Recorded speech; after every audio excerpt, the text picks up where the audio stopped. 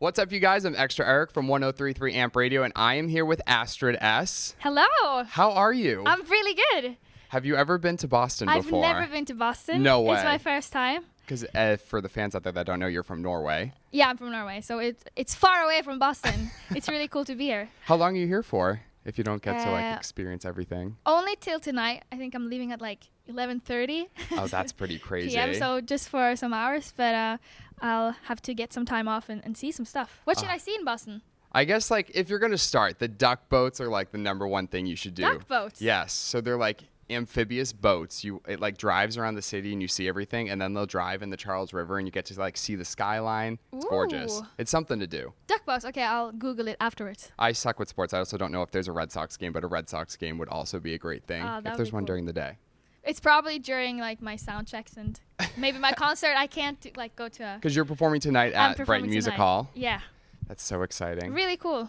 I've never been there, so I don't know what it looks like, but it's such a fun venue because it's a quaint space, and you're so close to the artists and the fans, so it's nice to be there to experience it. That's really cool. And they'll be getting to experience your new single, I think, before I talk. You've had a fun 2017 so far. I've released so much music. I feel like I have to give people a break now. But it's been really exciting. So something I think interesting about Think Before You Talk, correct me if I'm not mistaken, but it's the first song of yours that has recorded guitar riffs on it. It's actually not. It's not? No. Because I thought I read that somewhere. It has a much different vibe than what you've released before. Yes, that's right. But what people don't know is that my first single, I think it's only available to listen to in Norway. It's called Shattered. And that's a guitar country pop song. So that's why we've never heard it here. So you guys never heard, of course. But it's kind of different from my other stuff. And it's more organic, definitely, with the guitar. So is the sound of Think Before I Talk indicative of what's coming up for any new music you might have? Because you sort of focus more so on more electro house, I feel like, before. Yeah. I think, to be honest, that the new music that's going to come out is going to sound very different from what I've released so far. Because I'm going to make an album next year. Ooh. And I'm going to spend some months next year to just sit down and figure out what I want to do and what I want to sound like, what kind of music I want to release. So it might be more guitar songs. It might be something totally different. I don't know yet. You don't have any feeling going off of Think Before I Talk yet? I have no idea. Open for creativity? Yep.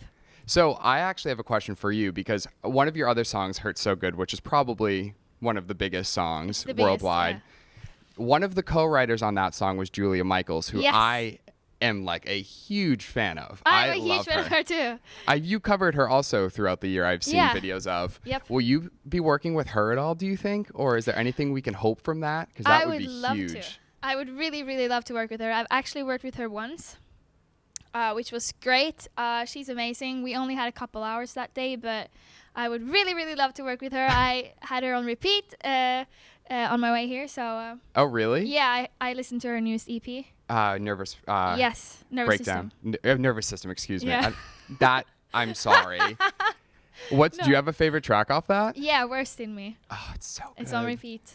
Don't Want to Think is my other favorite. Yeah, that one is beautiful. It's so good. She's great. But another interesting fact for the U.S. fans out there that might not know is you sang backing vocals on one of Katy Perry's tracks off her new album. Yep. Can you talk about that? How was that? It was.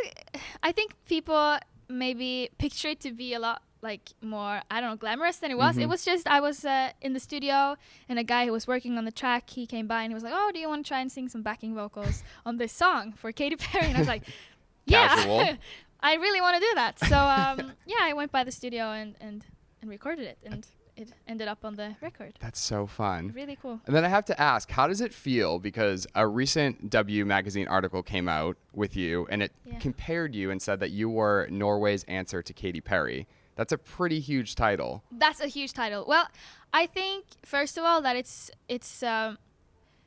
kind of...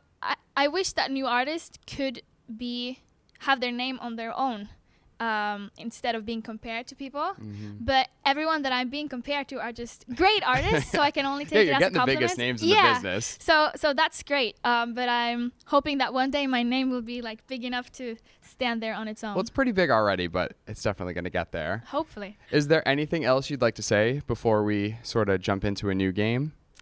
Anything we can expect for the fans? Not really. No, no, not really. Nothing crazy? Nothing crazy. What are my social medias? It's at Astrid S official everywhere. Awesome. Yeah. Super easy. Well, thank you for coming. Thank you for having me.